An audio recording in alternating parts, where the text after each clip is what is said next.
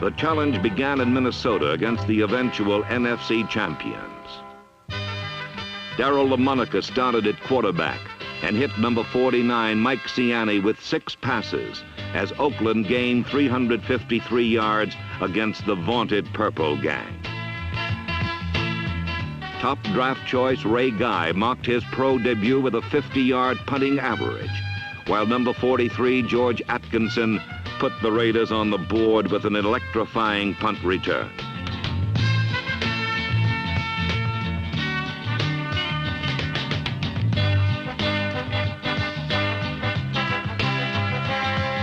But in the end, veteran Fran Tarkington and Rookie of the Year Chuck Foreman spearheaded the Vikings' 24-16 win over the Silver and Black. Minnesota quarterback Fran Tarkington was coming off a great preseason in which he led the Vikings to 5 wins against no defeats. Oakland signal caller Darryl LaMonica had witnessed the defeat of his Raiders by the Vikings in the 3rd preseason game, and he found little if any yardage early against the Purple Gang.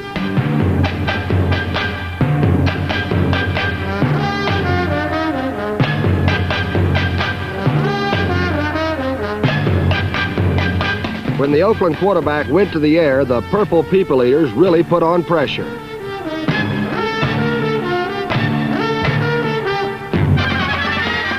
LaMonica was stalked, hurried, and flushed out of the pocket by the front 4 consisting of Carl Eller, Bob Lertzema, Alan Page, and Jim Marshall.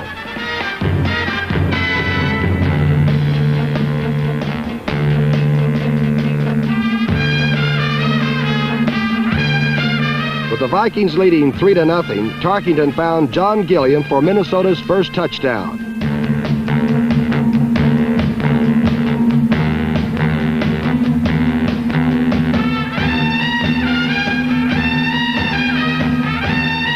The Raiders rallied on the legs of number 44, Marv Hubbard.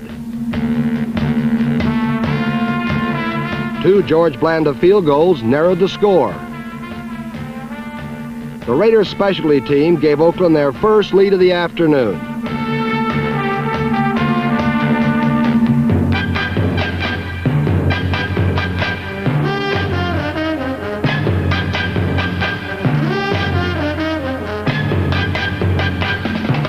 George Atkinson's 60-yard twisting punt return gave the Raiders a 13-10 halftime lead.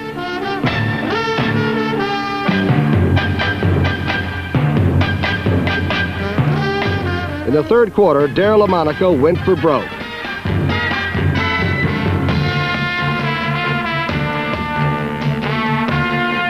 Mike Ciani's super reception was ruled dead at the Minnesota 30, and the Raiders were threatening again. With 2nd goal at the Minnesota 1, Oakland battered 3 times against the stiff Minnesota front wall, but never penetrated. A 3rd George Blanda field goal lengthened Oakland's lead. Behind excellent protection, Tarkington brought the Vikings back, teaming up with number 83, tight end Stu Voigt.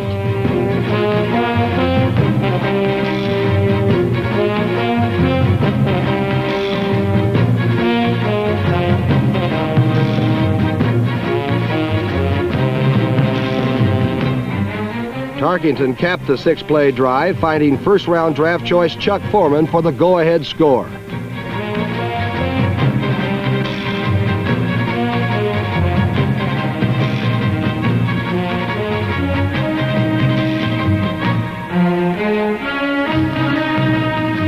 Following an Oakland fumble, Tarkington called on number 30, Bill Brown, for the Minnesota clincher. LaMonica's 4th quarter efforts wound up buried under a wave of purple shirts.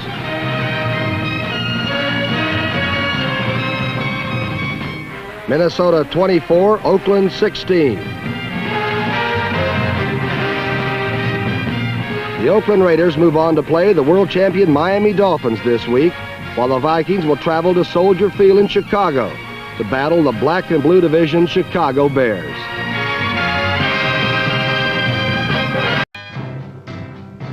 The next Sunday found Coach John Madden and the Raiders at California Memorial Stadium against the world champion Miami Dolphins. The order of battle was set early as Dan Connors blacked out Larry Zonka's power. Then number 77, Bubba Smith, and the young Raider defensive unit turned off the light of flashy runner Mercury Morris. Oakland played errorless football in over 74,000 appreciative fans, largest crowd to ever see a pro game in Northern California. Knew Miami's record 18-game win streak was in danger. Number 23, Charlie Smith, and number 44, Marv Hubbard, rampaged goalward. 4 times this duo drove within field goal range. 4 times astute coach John Madden called on veteran George Blanda.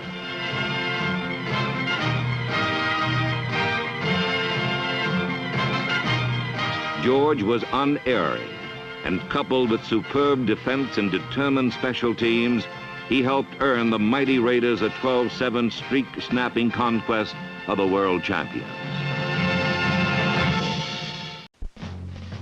The Miami Dolphins, led by coach Don Shula, were out to break a record by winning 19 straight games.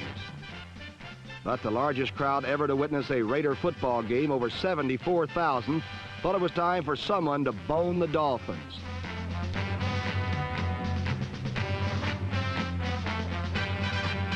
Putting Miami on the skids is no easy task, as the Raider offense, which hasn't scored a touchdown yet this year, soon found out. Jake Scott, number 13, stopped this drive, but the Raiders' Big D lashed back with relentless pursuit.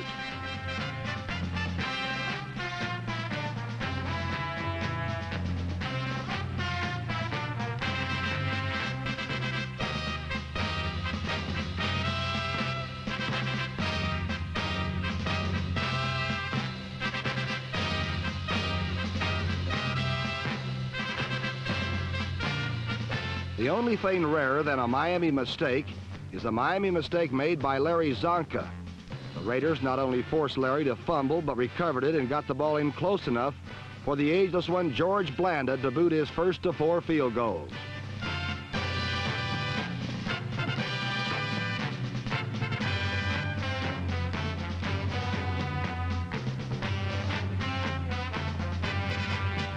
The Oakland defense continued to hound the Dolphins, converging in packs and swarms to smother Miami's sputtering offense.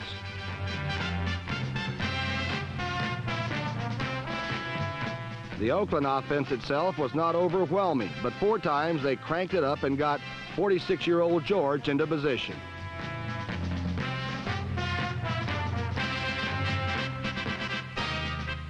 George's 4th field goal gave him 7 for 7 for the year and gave the Raiders a 12-0 lead.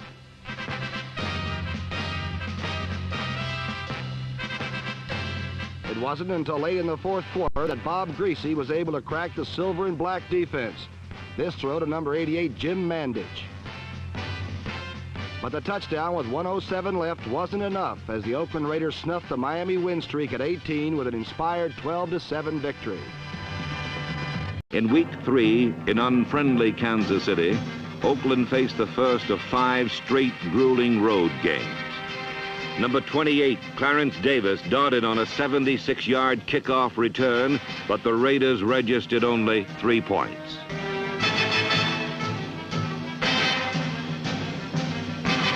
The powerful Chiefs managed only 3 field goals themselves, as punter Ray Guy's cloud-clipping shots boomed into the land of no return.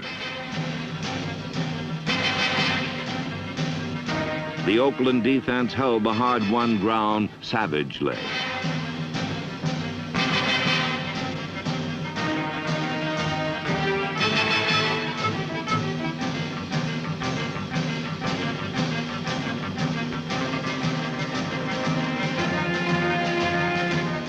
But with only 2 minutes left to play, a deflected pass sealed the Raiders' fate.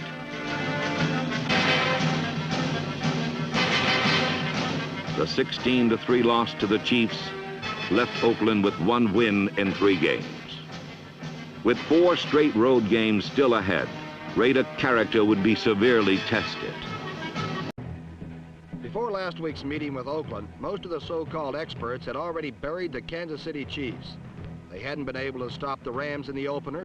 They hadn't been able to score more than one touchdown against the Patriots in Week 2. They were, as the experts said, too old, too ready to look for a place to lie down. And if any team could put them out of their misery quickly, it would be the arch-rival Raiders from Oakland.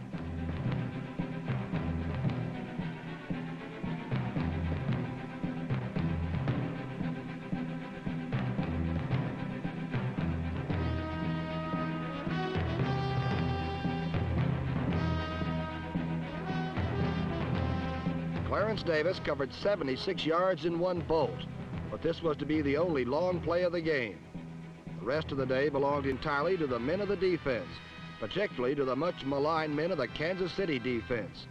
They were ready for the men in silver and black, and especially ready for the ultimate quarry, quarterback Daryle Lamonica.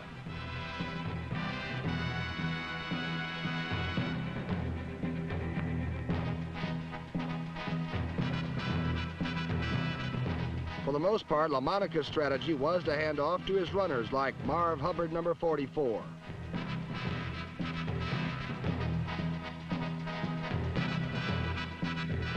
The Raiders ran 25 times but gained only 77 yards. And sometimes even an attempted handoff got Lamonica into hot water with the Chiefs' front four.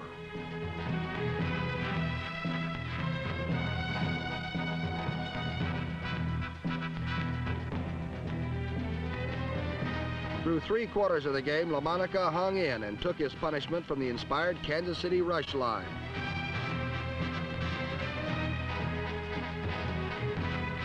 In the 4th quarter, lefty Ken Stabler was called to the rescue, but it was all the same to the Chiefs' defense.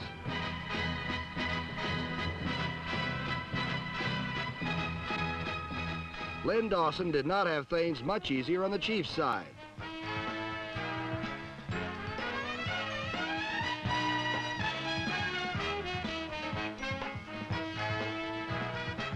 Tough as it was, 6 times Dawson got the Chiefs close enough for Jan Stenerud to attempt a field goal. Once he was short, twice he was blocked, but 3 of his kicks were converted into 9 points for the Chiefs.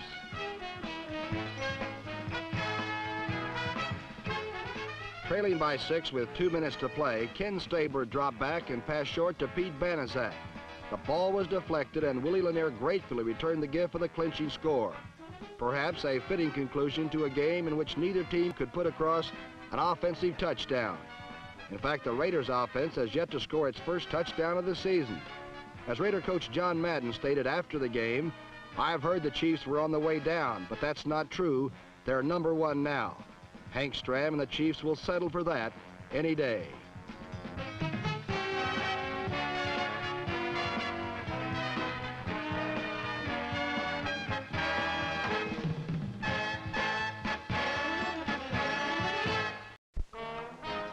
Even in St. Louis, there were some budding Raider fans who were partial to at least the oldest part of Oakland's Phantom offense.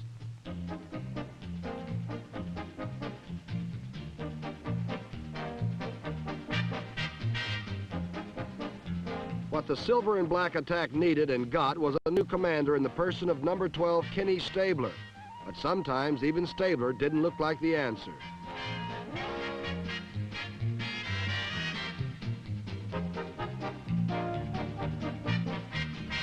The Cardinals jumped to an early lead as Jim Hart dropped back and looped one to Jackie Smith, who made a great catch in the corner.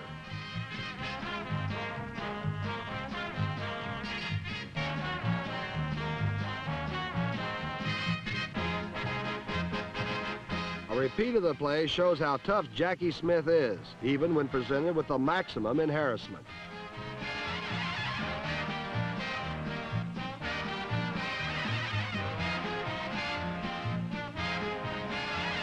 The Cardinals came up with some imaginative innovations in the wide-open offensive attack presented by Coach Don Coryell.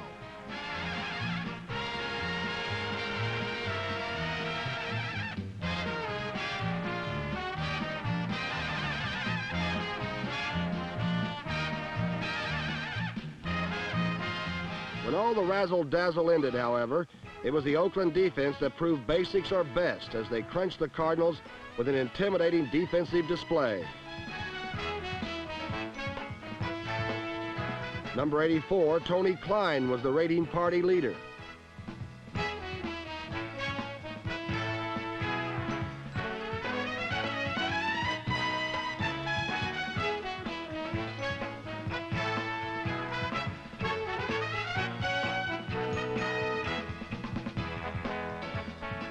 And once intimidated, St. Louis began to give up their scoring opportunities as twice they dropped passes in the end zone.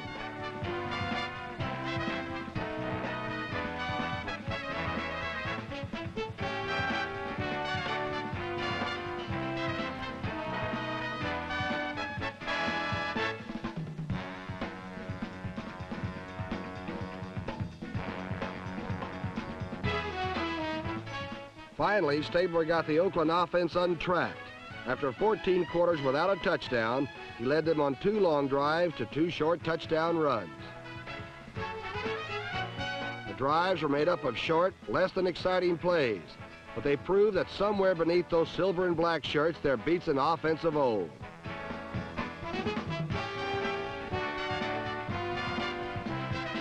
Last week, a 17-10 lusterless win over St. Louis. This week, now that they've got it going, perhaps the Raiders will show that old flair for the end zone.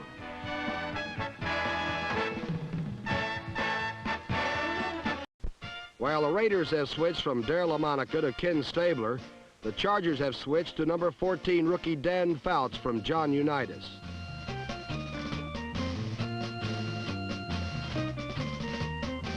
Last week in the early going, Fouts to number 81 Ron Holiday began some razzle-dazzle explosives.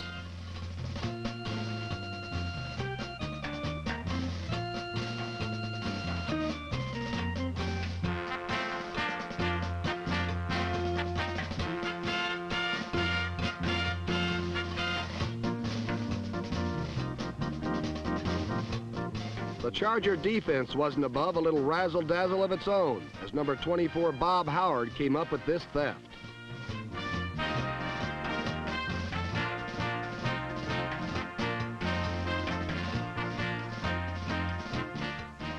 Then Fouts' toss and go to number 37 Sid Edwards looked like a touchdown.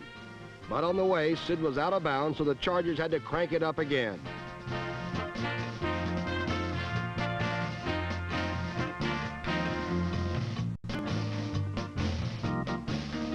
This time, Fouts went to number 86, Jim Thaxton, and San Diego led 10-6.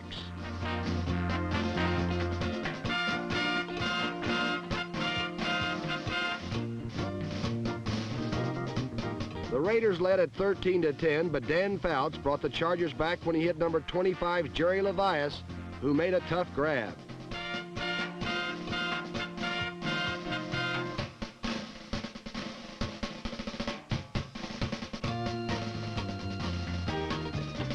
A replay shows just how hard Jerry had to fight to get possession of the ball, and the San Diego 17-13 lead.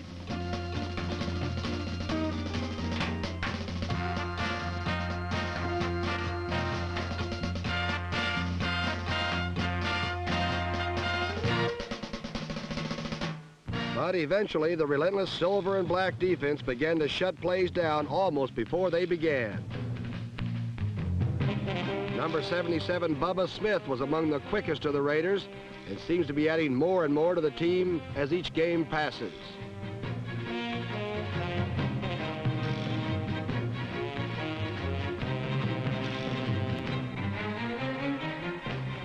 Although Fouts kept going for the Raider goal, the silver and black had decided that he was through for the day.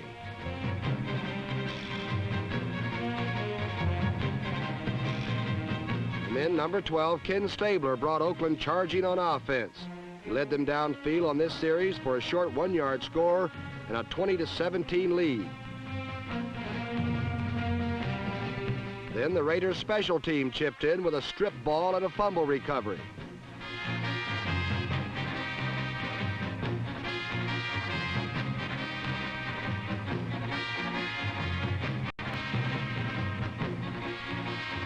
A good play fake, a good pass to number 88, Bob Moore, and the Raiders had victory number 3 by a score 27-17.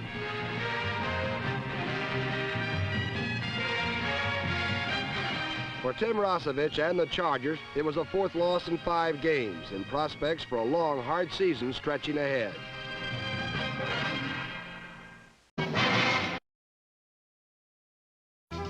Next, in a Monday night road game at Denver, the Raiders faced another team crusading to overtake them.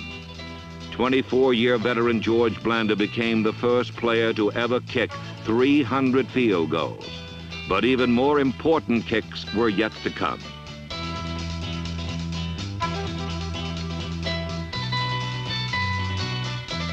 Three times the Raiders rallied from behind.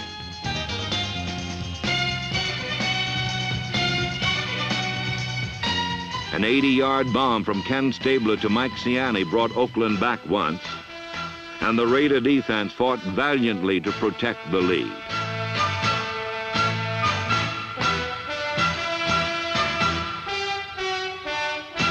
Despite clutch plays like this interception by number 31 Jack Tatum, the rugged Broncos forged a 17-13 lead.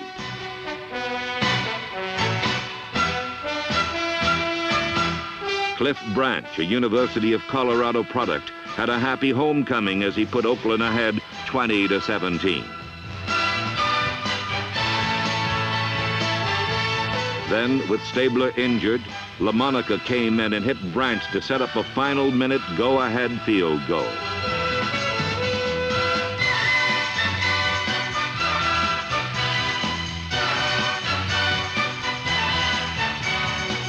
But Denver came back to tie the game at 23, and Oakland's 3-2-1 record left the AFC Western Division title up for grabs. 4 of 6 this year. On his way, George Atkinson at the goal line. Atkinson tripped up as he gets out over the 15-yard line. Stopped there by Marv Montgomery. Biletnikoff to the right. And here comes Charlie Smith. Charlie Smith breaking tackles. He has the yardage for the first down. He's topped by Charlie Greer. Looking for Biletnikoff. Checks off. Goes out to 21, Cliff Branch. And Branch, on a good catch, gets into Denver territory. He's at the 44, 26-yard gain. I know about Cliff Branch around here. He's in a different colored jersey. 1st and 10 for Oakland. They're at the 44 of Denver. Marv Hubbard. Hubbard will get 6. Call it 5. It'll be second down. Well, we'll give him 6. On a second down, a long 3. The ball goes to Charlie Smith. Big hole, and he gets the first down. He's at the 30. Right now, it's second down and 10. The ball at the 30. Stabler looking for Biletnikoff. He can run. Looking for the first down mark. He gets it. 10-yard pickup. It'll be 1st and 10 for Oakland at the 20. He gets enthusiasm, and they're playing good football. On 2nd and 10, flooding backs both ways, and he just does get it off to Biletnikoff. Does Stabler. Biletnikoff has the first down. He's out of bounds at the 31. 1st and 10, moving from the 36. Stabler looking again, and a lot of pressure from Paul Smith. Oh, yeah. We'll watch 1:21 remaining in the first quarter. Denver out in front 7-0. And Stabler goes to Mike Ciani, complete just at midfield. It'll be 1st and 10 for Oakland. The ball now marked at the 48.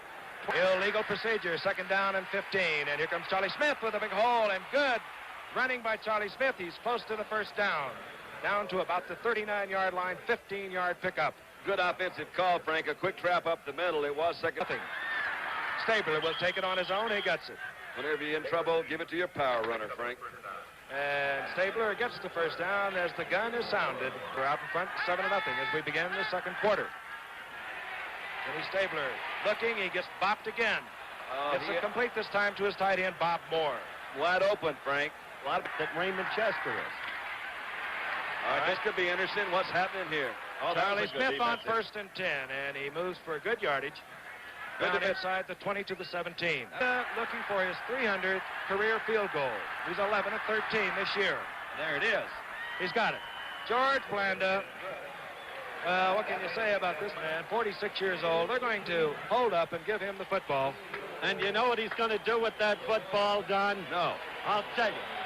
George Blanda, who is 46 years of age and who is a remarkable person, as I think every sports fan in the country knows, going to take that football home and give it to his mother, Mary, who is 77 years old today. That's really nice. 1st and 10 from their own 20. Stabler looking for a receiver under pressure, and Ciani is all alone. Oh, somebody fell down. I believe Calvin Jones fell down. 80-yard touchdown.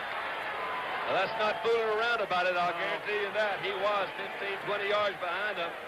Little Calvin Jones, I believe, slipped and fell at midfield. Slips don't count. Here's Mike Ciani as he comes off. You've got number 21, that's Randy Montgomery, that goes with him in the beginning. That's the guy that fell, but he was behind him going in. There's nobody back here in the middle. Well thrown ball, didn't break stride. And now, you got the Oakland Raiders out in front. Son of a gun. 2 80-yard touchdowns here in Denver tonight. Bill Thompson's fumble return for 80 yards, and Ciani has just gone 80 yards as George Blanda comes on to Denver. They lead 10-7, 6:18 remaining in the first half. We'll be back. 3:23, second down, a long 9. Johnson having to get rid of it quickly, and Jack Tatum. Well, Jack Tatum deflected it, and who came up with it? Irons. Gerald Irons. Irons. But there's a flag on the play. Let's see what... All right, second down and 7 from their own 49. That travels Oakland. This is Marv Hubbard. Denver stacks it up pretty good, and he fights for about 3 strictly on his own. Paul Smith made the stop in the backfield, along with Charlie Smith. Going out to his favorite receiver, Fred Biletnikoff. The ball was there, first down. Let's go again. He gets the first down on the 41. This time Stabler dumps it off to Banaszak. And Banaszak dropped there by little Calvin Jones, number 26. They got a zone over there on that side. Let's see what happens to it. He wants Biletnikoff, and he's covered well. Oh, yeah, but look at him. Look what he did. Frank. That's what he did a while ago. Just what you were talking about, coming back to the passer. He had a 3-man zone with that safety. 6,000 yards in his career. 6,003. Here's Stabler on second down. The pressure, and getting in there is Lyle Alzado. Fourth time now. Stabler has been nailed. On third down at the 21 of Denver. They have 1 timeout remaining. Stabler under pressure, and this I can't believe it. How can it happen? How can it happen? Randy Montgomery, who fell down against Mike Ciani, had that one go right through his hand. Denver will be trying to field goal. Blanda from the 13. That's field goal number 301 in his career. And he extends Oakland's lead to 13-7. Oakland will move from their own 21-yard line. This is Stabler. Gets a good block. Protection. Gets it off to Biletnikoff. Well, Biletnikoff has the first down to the 35. He did the same thing again, Frank. Stabler was pretty well pressured. He said, Oakland Raiders. Moving from their 18. Marv Hubbard. Ray May is chasing. And finally, Charles Greer, number 20, drives Hubbard out of bounds. The identical play that he fumbled on the play before, so he's running in the third quarter. Stabler looking out to Biletnikoff. He comes back again. Gets it as Randy Montgomery. Gets a handful of his jersey, and Biletnikoff goes down, but he has him there 33. The big fullback, Marv Hubbard, gets the call. Gets a good block, and he skips over the 40 to the 42. Calvin Jones made the stop along with help with Ray May. Is the opponent next Monday. Third down and 1. Hubbard gets the call. He gets the first down, and he drags the tackler to midfield. Number 20, Charlie Greer, coming up. But they trail 17-13, does Oakland. Again, Biletnikoff coming back. And Biletnikoff is all the way to the 35 of Denver. 50-13 remaining in the third quarter. Cliff Branch is checked in, number 21. Stabler likes to go deep to him. Now he'll run. Stabler hurdling one tackler over the 25 to the 22-yard line. Little scored from 1 yard out. Turner hit on a field goal, and as we watch Charlie Smith go up the right side, the score is Denver 17, Oakland 13. Gain of second down and 4 from the 16. That's perishability right there. Cliff Branch, did he get it? Yes, he did. Just perished. Now throw it down, Cliff. Now do a little dance for us. Run back. I don't much like that throwing down, I guess. Touchdown, Cliff Branch, beating Randy Montgomery in the corner, and a very fine pass by Kenny Stabler. Billy Van Heusen, Mamaroneck High School, Maryland. And he gets off a pretty good kick. Tom Maxwell drops the ball. That's the break they needed. Recovering, Ken Kreider. Ken Kreider getting down to make the recovery. All right, there's that difference between a muff and a fumble, and Frank, you do that better than Howard or I, so go to it. Well, you just cannot advance it. This is Dean Washington, top of your screen, number 84. Here comes the reverse, Haven Moses. Oh, Haven. And Haven Moses running a lot of yards to pick up 2. That's one of those things that might have been. Marv Montgomery, number 78, was the guy that tried to peel back. He's a left. Tied up at 20. Again, you were right. Put him inside the 45-yard line. There's nobody more consistent in place kicking. I'm delighted to know that. Dan Turner. This is quick right. Johnson. Then he goes back right, and he's going to go down. Big Bubba Smith, number 77, getting help from Otis Sistrunk. First time that they've got to Charlie Johnson. It's the first time they've got to him. Smith, 23, Hubbard, 44, the setbacks. Oakland will try and get into field goal position. Goes to Charlie Smith, he holds on. And Tom Graham makes a stop after Smith avoids a couple of Denver Broncos, a gain of 17, 37-yard line of Oakland. Marv Hubbard following Charlie Smith and gets away from one tackler, but he's finally dropped by Lyle Alzado. For Hubbard, Banaszak is checked in, number 40. This is Clarence Davis. And Davis scrambles for the first down. He's out near to midfield. Zach and Davis are the backs. Flag goes down. Holding. It could be holding. Good completion to Bob Moore, the tight end. If it's not holding, they are already in that field goal position, but I think you're right. Clean up, Shaw. And, of course, coming up next week, Buffalo and Kansas City. On 1st and 25, and down goes Stabler. Getting in there again, Paul Smith, and what a game he's played from the Denver Broncos. And they're still pressuring. Whoa. Biletnikoff with a fine catch near midfield, taken down by Randy Montgomery and Tom Graham. Kick.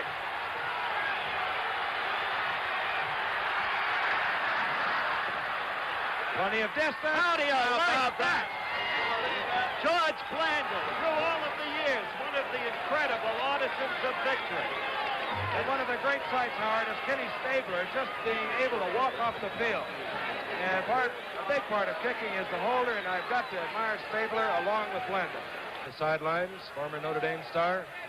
And that defensive unit for Denver has really played fine football. All right. Another thriller on Monday night. Right down to the wire. Johnson with good pass protection. This is Floyd Little. Inside the 50. Immediately time is called. 23 seconds remaining. Tony Klein got downfield to make the stop.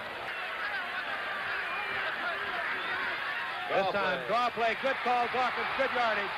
Look at him pound. Inside the 40 to the 38-yard line. Well, now they've got the timeout. Defense. He has one timeout remaining. He'll have to use that to stop the clock. And he gives a draw play to Little this time. Little driving. Inside the 30.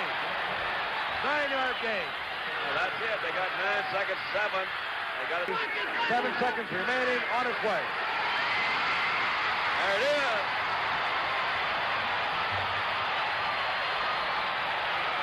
Boy, that's pressure. What a finish. That means Oakland and Kansas City are tied for the lead in the Western Division. That means Denver stays alive. Just one game off the pace. But this game is going to mean a lot more, I suspect, for the Denver Broncos. This town and these players have thirsted for national recognition. They got it tonight, and they've given a performance that lives up to the opportunity presented. But right now, time has expired. It's over.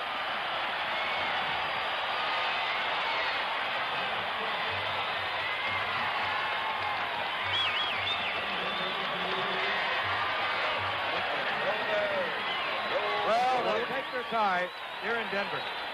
What's the old line? A tie is like kissing your sister. Not here, not tonight, not for the Denver Broncos. A tie for them tonight, for their fans, I think is something a little more than that. I think it always depends on what your sister looks like, too. That's an element. You all are too much. We'll be back for a wrap-up, but again, the final score, Oakland 23, Denver 23. Now the Raiders were cross-country in Baltimore for a 5th straight road game. Ken Stabler hit Mike Ciani, Fred Biletnikoff, and Bob Moore with 6 passes each.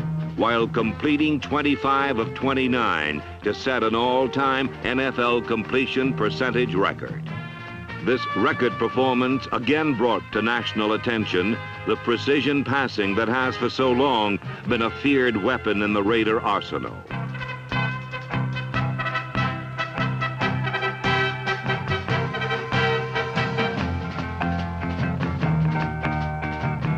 When the Colts tried to emulate Raider success, they ran into trouble from alert number 26, Alonzo Skip Thomas.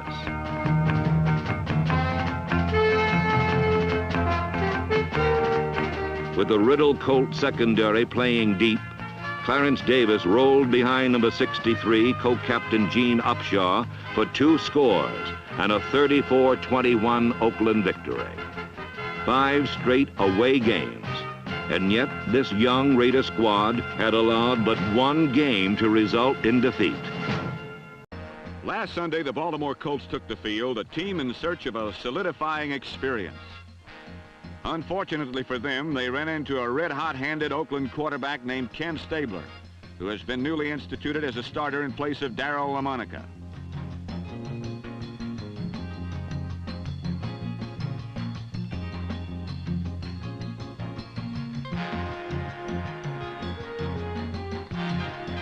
Stabler led Oakland to a 13-0 lead on 2 field goals and a rainbow to Mike Ciani.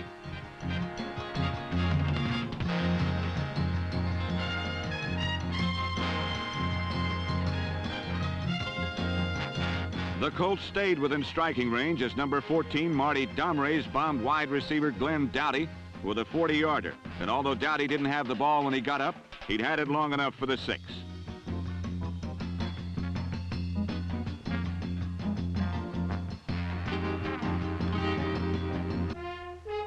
But then Domrey's made a fatal mistake by scrambling into the teeth of the Oakland defense.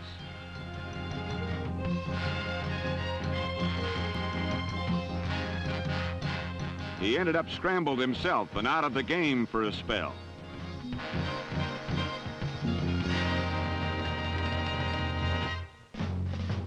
Meanwhile, Stabler continued to work like radar as he hit on 25 of 29 passes for 304 yards to break Sammy Baugh's all-time completion percentage record. At one point, he connected on 14 in a row, just 1 shy of the NFL record. His protection was perfect as he hit number 88, Bob Moore, to increase the Silver and Black's lead.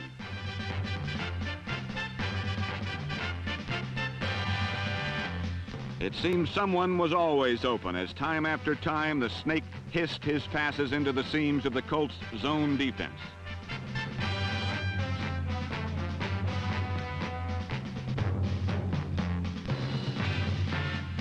Raider radar was supplemented by the ground forces as number 28, Clarence Davis, put Oakland ahead 27-7.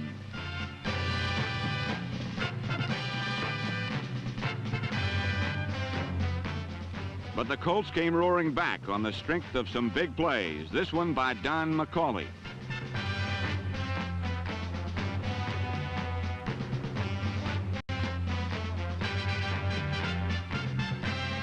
A 1-yard score by Lydell Mitchell was followed by a successful onside kick, and the Colts were threatening.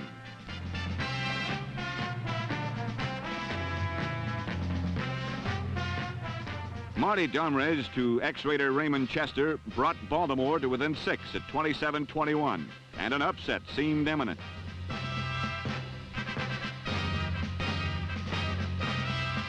But the Oakland Raiders have got their offense together now, and Clarence Davis put the game away on this 32-yard jaunt to make Ken Stabler's fine performance a victorious one, 34-21.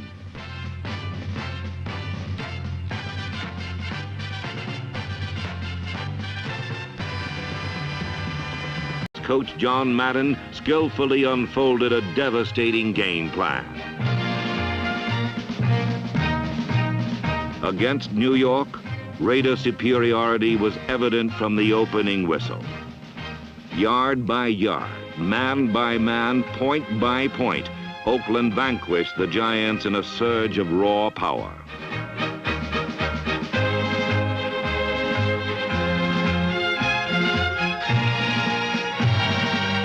The defense, with linebacker Gerald Irons, number 86, leading the way, knifed in on the Giants like sharks in a frenzy.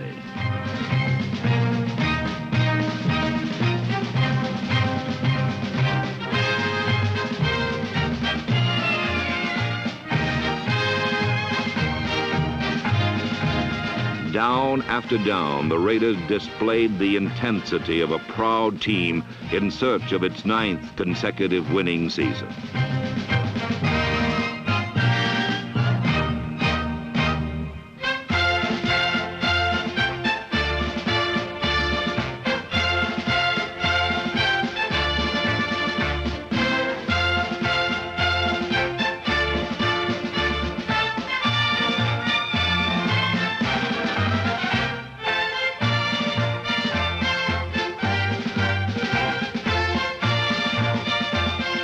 Darryl LaMonica came in and whistled one to wide receiver Steve Sweeney.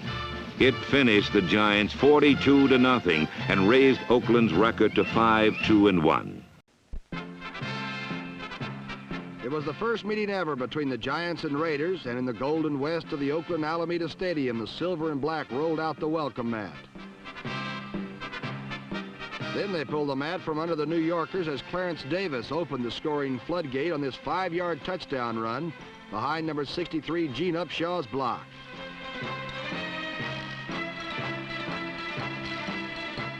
The Oakland defense came in crushing waves and completely scattered the Randy Johnson-led Giant offense. Then Kenny the Snake Stabler lofted Oakland's touchdown number 2 of the day to his tight end Bob Moore.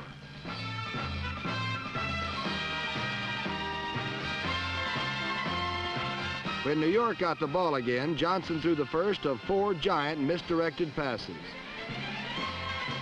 Oakland's Nehemiah Wilson picked this one off and was only stopped from scoring by Johnson himself.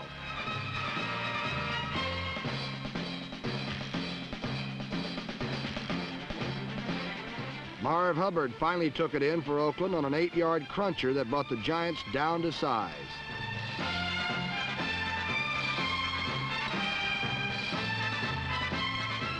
When number 23 Charlie Smith came in with the play, he quickly cut the Giants off at the knees as he made a bobbling catch to bring the score 28-0.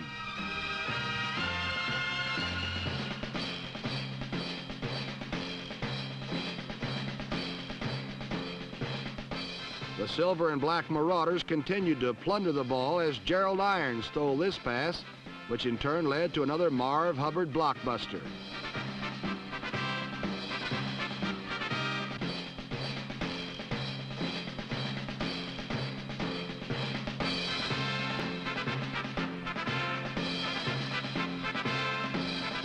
Norm Snead replaced Johnson as New York's quarterback, and his offense was quickly welcomed to hard times.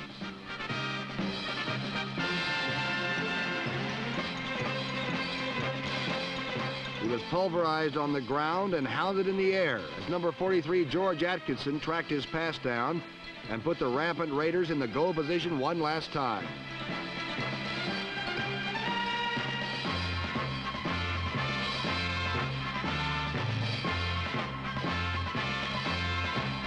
And then, for old time's sake, Darryl LaMonica lofted a buzz bomb to number 89 Steve Sweeney, which proved in this instance that East was East, but West was best by a score of 42-0.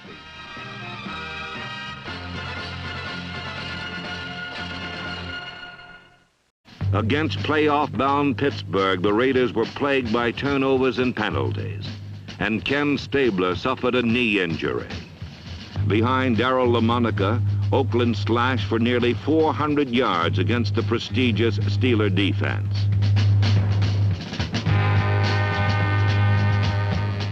Despite this display of strength, the Raiders scored only 9 points.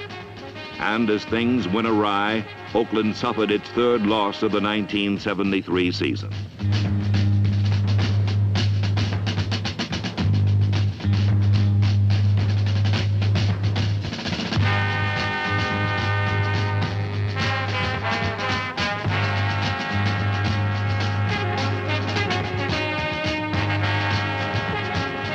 But while the 17-9 defeat was damaging, Welcome to the genuine grass field of the Oakland Coliseum, where wonders never cease. How often have you seen a punter run from his own end zone, breaking 4 tackles along the way?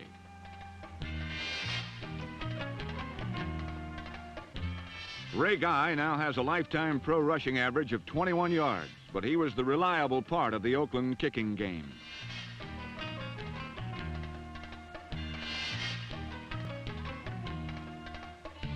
The AFC's leading passer, Ken Stabler, could play only the first quarter due to a banged-up knee. And suddenly, the AFC's top-rated offensive machine was missing its main cog. As an older quarterback looked on, the responsibility was passed to quarterback number 3, Darryl LaMonica, a younger old quarterback who did manage to stir up some occasional fireworks with his once renowned arm.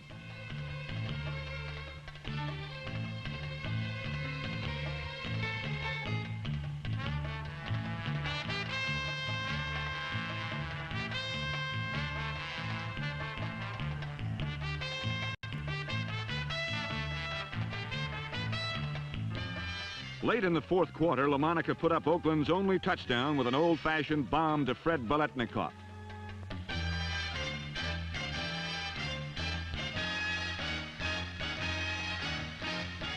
The old-fashioned Raider glory was short-lived, however, as for most of the afternoon, LaMonica was entertaining visitors in the Oakland backfield. Number 68, L.C. Greenwood, was one of the most persistent. He even stole poor Darryl's handkerchief.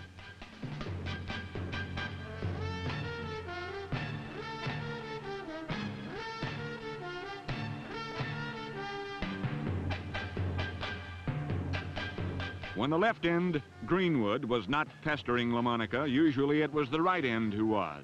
Dwight White, number 78.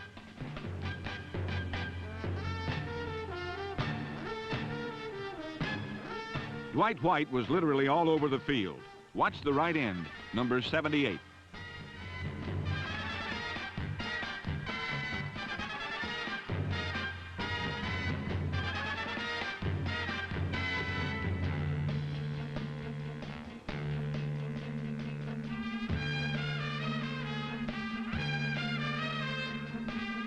White grabbed 2 of LaMonica's 4 interceptions, one of which, as we can see in a replay, was caused by Joe Green, number 75.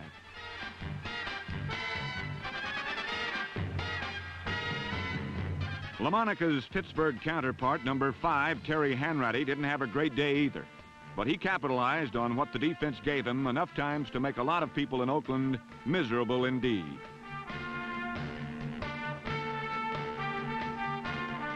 And so, 2 former Notre Dame quarterbacks met in the marshland at Oakland. And this time, number 5 was the winner by a score of 17-9.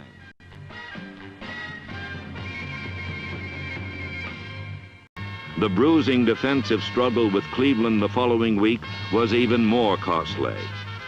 Both defenses played tough, tight-fisted football.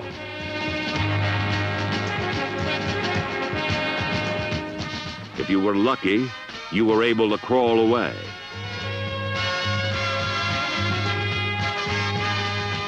For the Silver and Black, this 7-3 loss seemed deadly, because that night, when the scores were in, the Raiders stood third in the AFC West, and many thought they were finished. Although there were no serious injuries in the game, there were any number of devastating collisions.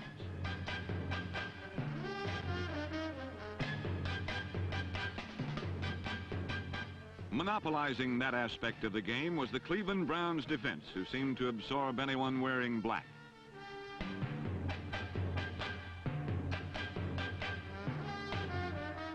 And when the gang tackling failed, it was back to the big hit.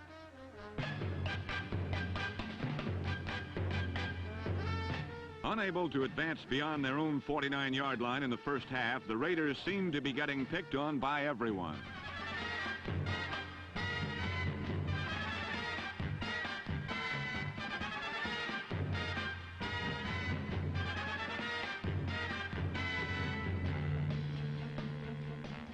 It seemed even if an Oakland play developed well, it was inevitably earmarked for yet another divot in the Coliseum turf.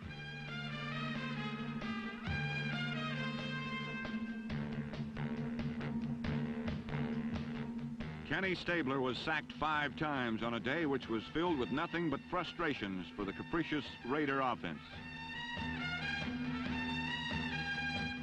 Only by the virtue of a fourth quarter turnover were Stabler and crew able to move within field goal range to avoid the shutout.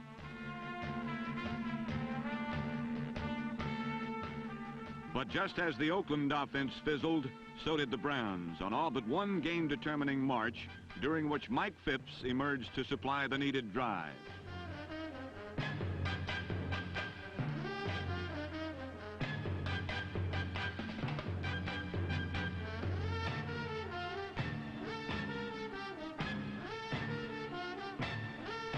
Twice he connected with veteran receiver Frank Pitts, number 25, for first downs and good yardage.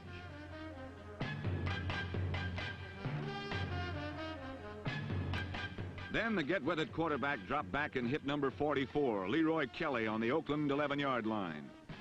And by that time, Oakland-Cleveland relationships were at a new low.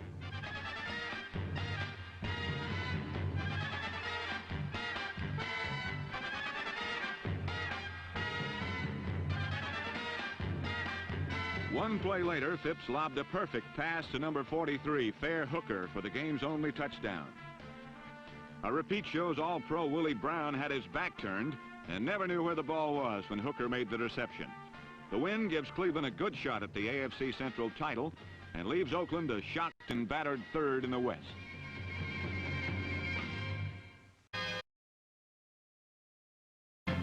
With San Diego in Oakland, it was a must-win situation for the Raiders. The Chargers employed trick formations, but Coach Madden's competent staff had the silver and black poised and ready. Number 82, Horace Jones, and number 71, Kelvin Corva, pressured the Charger offense into big mistakes. The Raiders' conference-leading defense forced a miscue that safety man George Atkinson turned into a score, and the Chargers were never close.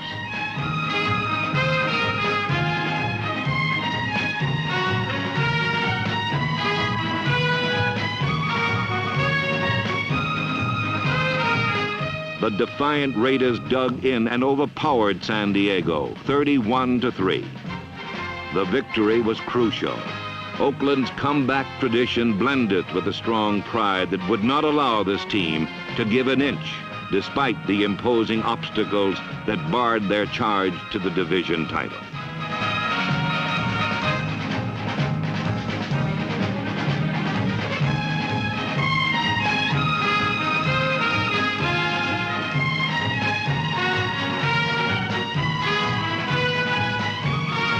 With this victory, the resurgent Raiders were now tied for second, but faced with yet another must-win in Houston. In Oakland, the cheering this season has definitely been an off-and-on thing for the roller-coastering Raiders. But last week, when the San Diego Chargers came out in one of their wildly creative offensive alignments, it was time for Oakland cheering. Number 43, George Atkinson, put the stopper on this bohemian play. It was Atkinson again when Robert Holmes fumbled, and this time George streaked 59 yards with a bobble to make it 7-zip.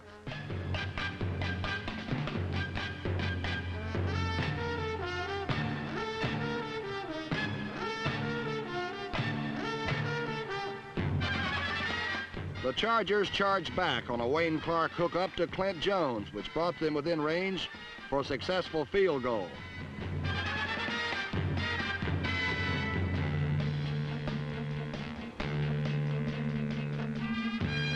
But three-point field goals were no match for silver and black sixes last week, as Kenny Stabler to Mike Ciani started another Raider thrust.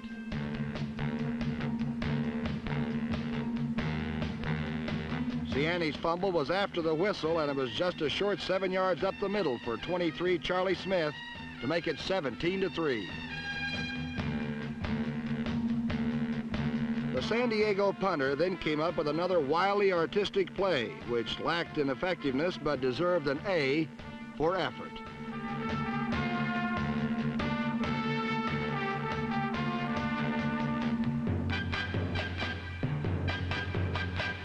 Taking advantage of this miscue, Kenny Stabler went to number 25, Fred Biletnikoff, in the end zone and the Oakland lead expanded to 24-3.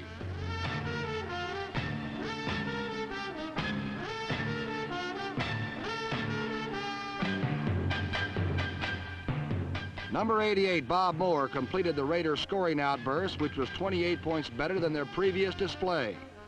Last week, the Raiders' only consistent element stayed that way as the Oakland defense buried everything in sight wearing a white jersey. Now, if they can only hype their offense up to such dependable performances for the next couple of weeks, there may be some silver and black in the playoff picture yet. Oakland 31, San Diego 3.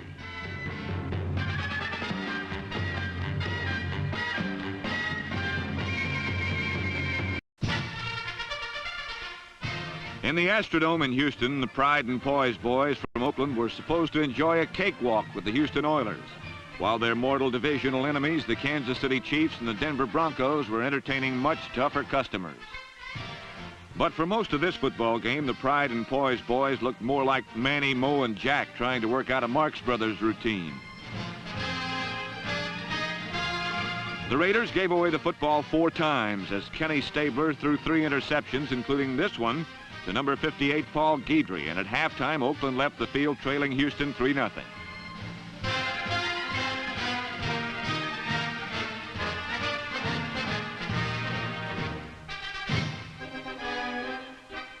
Indeed, when the Oakland Raiders did manage to look like some semblance of pro football's dynamic organization, they managed to do some very un-Oakland Raider-like things to destroy the image.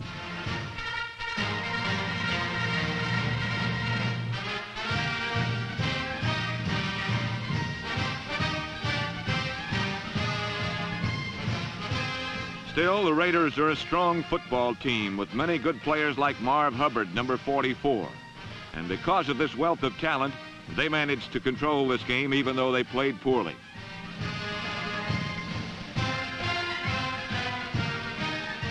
But the Houston defense gave a very creditable performance, and for most of the game, whenever the Raiders threatened to roll, the Oilers defense, led by number 65, Elvin Bethea, threw Kenny Stabler on the skids. At length in the 4th quarter, Snake Stabler connected with Fred Biletnikoff for this 21-yard touchdown, making the score Raiders 10, Oilers 3. But Houston came right back and made it 10-6, and on their next possession, this screen up the middle from Dante Pastorini to number 40, Louis Jolly, put them in position to retake the lead.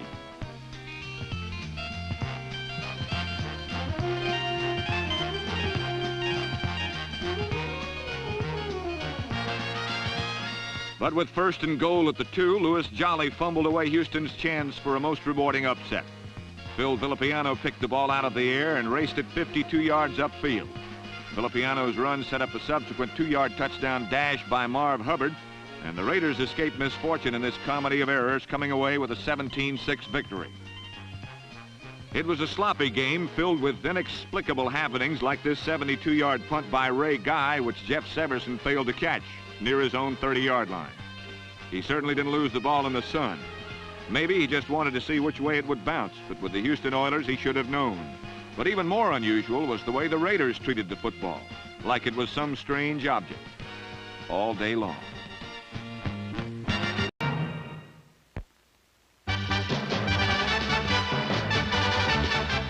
Against the Oilers, Marv Hubbard raced for 121 yards to contribute to a new Raider season rushing record of 2,510 yards. But the Raiders were in a rugged battle inside the Astrodome. The Oakland defense bent, but a touchdown-saving effort by number 24, Willie Brown, epitomized Raider determination. And 2 plays later, the Houston scoring threat was smashed when linebacker Phil Villapiano picked off a forced fumble.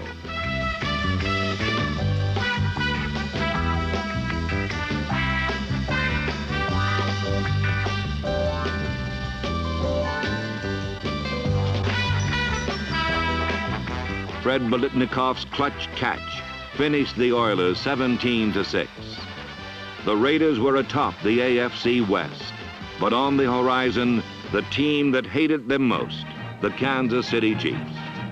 The Raiders and the Chiefs, always a two-fisted, bruising struggle. And on this day, only one would survive in the standings. The silver and black defense stood ready, virtually invincible, and their message was clear. Number 48, Nehemiah Wilson, came up with a timely interception that helped limit the Chiefs to only 7 points. Then the Raider offense zeroed in with the big guns, and the explosion shook the football world.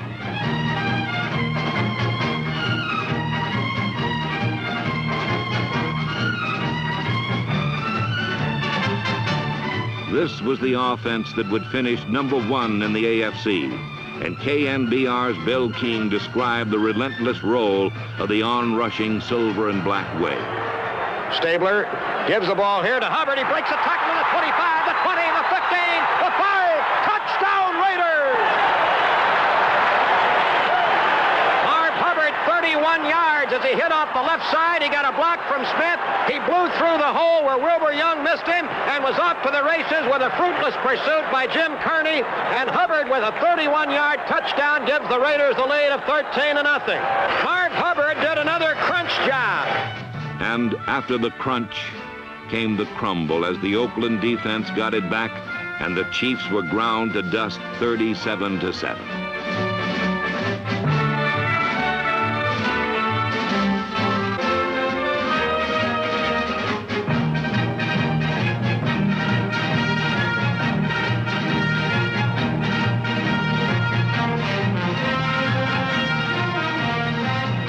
Branch goes in motion from the left, and Stabler rises up and throws. Branch makes a touchdown catch, Raiders. There was an incredible play.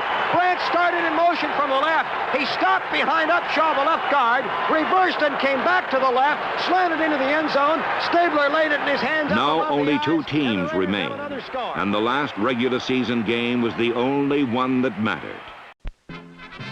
The Raiders' hairstyles this year have been about as consistent as their play.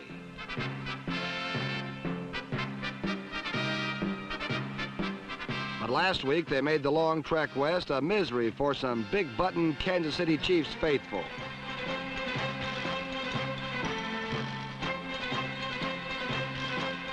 The silver and black, led by number 60 Otis Sistrunk, shut the Chiefs' ground game down completely, allowing only 24 yards rushing all day.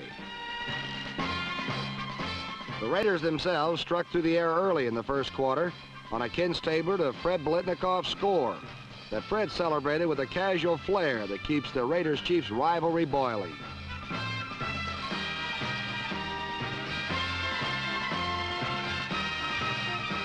Of course, the game is always a big one, and dyed-in-the-wool Kansas City hater Marv Hubbard rose to the occasion with a 31-yard blast up the middle to easy living.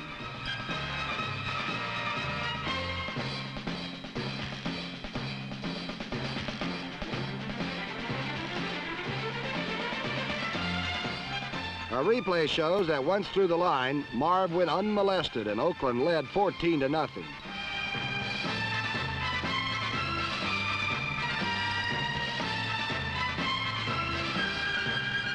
Stopped on the ground, Mike Livingston took his team up top, where he was intercepted out of bounds by the man who watched the pyramids being built and who added 3 field goals himself to Oakland's cause. Yes, it was George Blanda who does it all.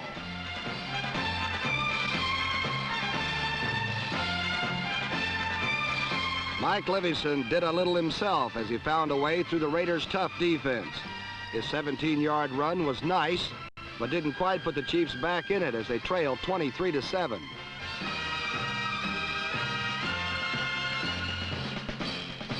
Livingston's luck didn't last long. Number 43, George Atkinson, intercepted 1 pass, which eventually led to an increase in Oakland's lead.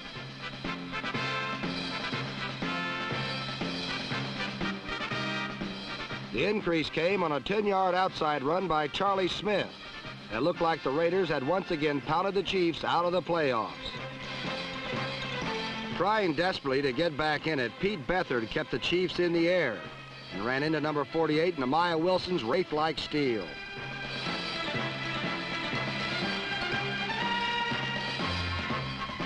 Then the proud and poised Oakland Raiders administered the coup de grace as Kenny Stabler hit Cliff Branch, and the Silver and Black had a big win, 37-7.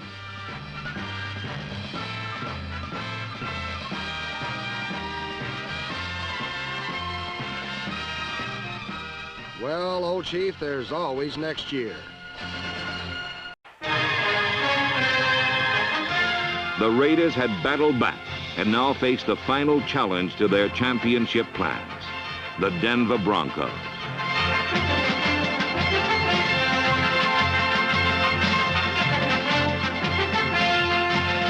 They forged an early lead, then added to it. It's a big play in this drive right here. Hand off to Davis again. Fakes to go outside. Cuts back to the middle of the 5. Touchdown, Oakland! The Raiders score again! Throughout the year, the aggressive Raider defense allowed only 175 points, 58 less than any previous season. And this intense pressure forced the Broncos to falter. Only the strongest survive in the final quarter of a title game. And on this December day, once again, it was the Silver and Black who conquered. A big play by the offense and then another by the defense rendered the final verdict, 21-17.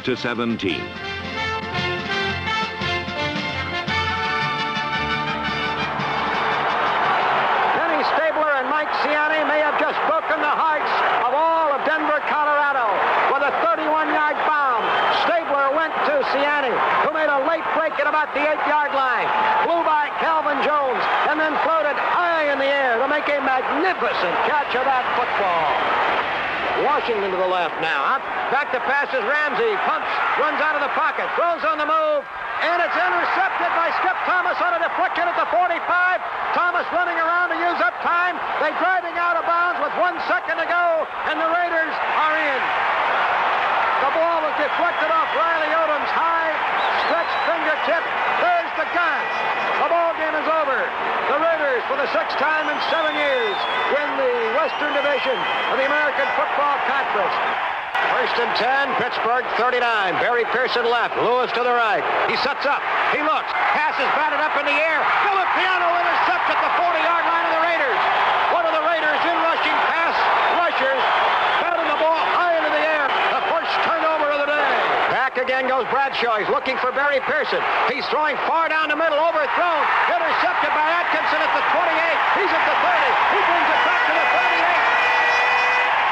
Spikes the football as he's tackled by Barry Pearson. Oakland has its 3rd interception of the day.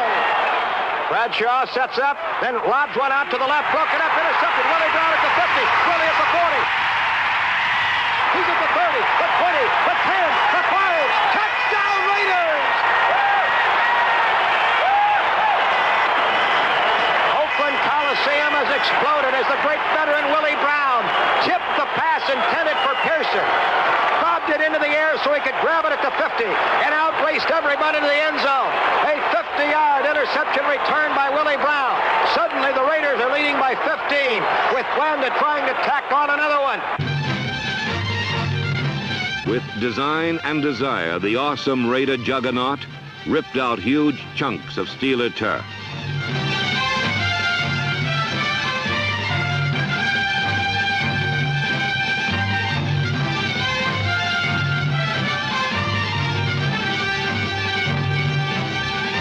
Time and time again, they drove to the end zone door and then battered it down. In the end, it was Raider pride that dominated the day with a resounding 33-14 victory. A triumph saluted with a standing ovation by the ecstatic Oakland fans.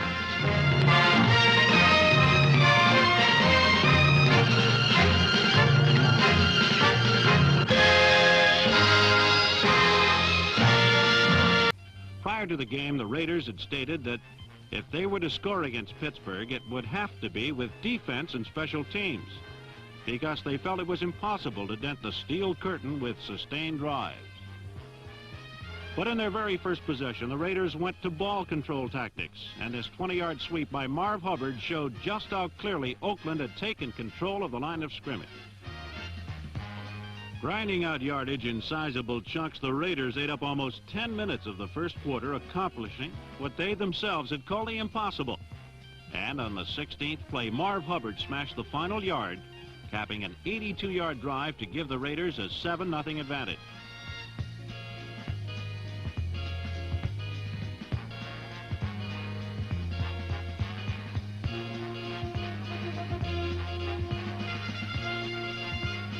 Unable to establish a running game, Terry Bradshaw got the Steelers moving late in the period when he hit Dave Williams with his 14-yard gain into Oakland territory.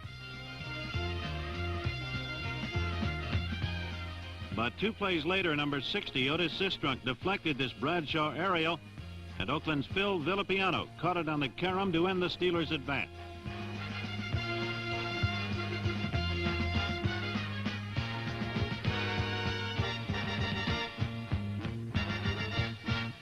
Beginning the second quarter, Kenny Stabler dumped this pass to Mike Ciani for a 21-yard gain to the Pittsburgh 35-yard line.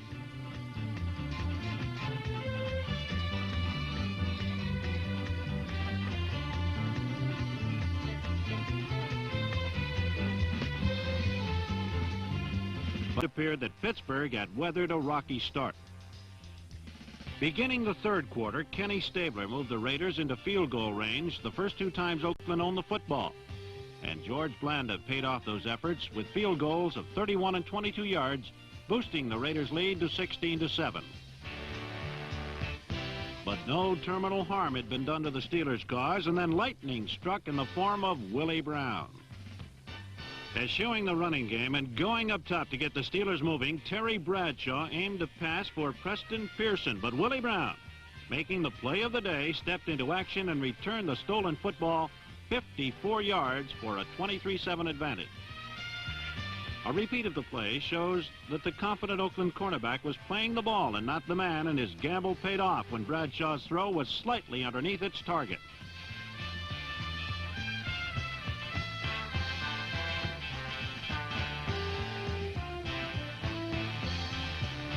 An isolated look at Brown on the play prior to his interception shows that Bradshaw had sent number 83, Barry Pearson, by Brown to draw the Raiders' corner out of the flat area. But on the next play, never taking his eyes off the quarterback, Willie Brown refused to pick up Pearson and played the ball instead.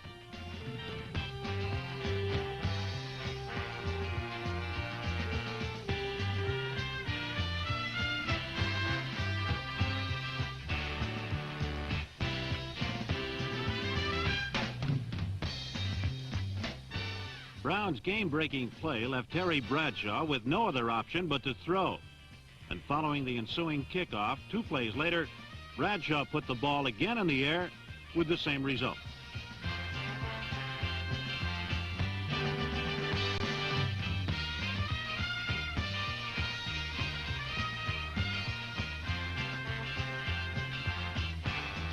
A repeat of the play shows that Bradshaw overshot his intended receiver, Frank Lewis, and that the Raiders' number 43, George Atkinson, playing deep like a center fielder, picked the ball off easily.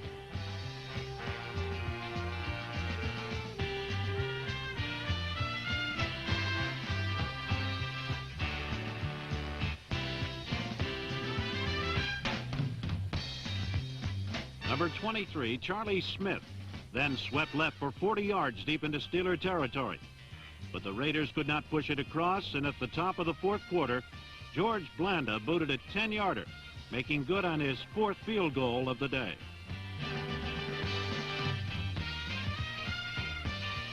Blanda's boot made the score 26-7, and Pittsburgh looked beaten embarrassingly early as the Raiders' hungry defenders swarmed all over the Pittsburgh attack.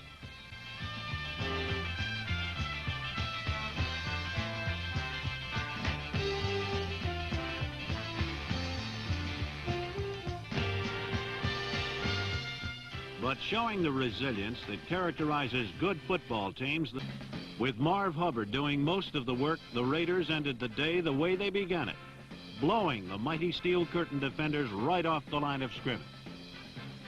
As the Steelers coach Chuck Noll was to say later, Willie Brown's interception was the key play, but no one play ever beats you. They beat hell out of us all day on every play. They blew us out. With 35 seconds remaining, Marv Hubbard gained his 91st yard for the day, smashing over to give Oakland a very satisfying 33-14 victory over the Pittsburgh Steelers, keeping alive the grandiose dream in Oakland of double dynastic domination in professional football and Major League Baseball. But this was a day for the silver and black, a day struck with pride and poise, like the California sunset, which served only to remind the Oakland Raiders of their upcoming date. Series, the Raiders mounted a strong drive that was killed by a heartbreaking penalty.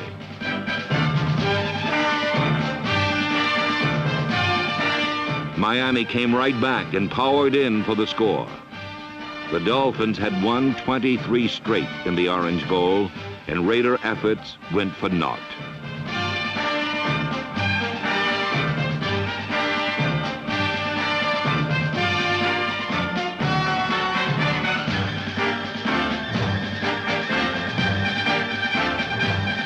Oakland had 10 points, Miami 27, and the Raider season ended.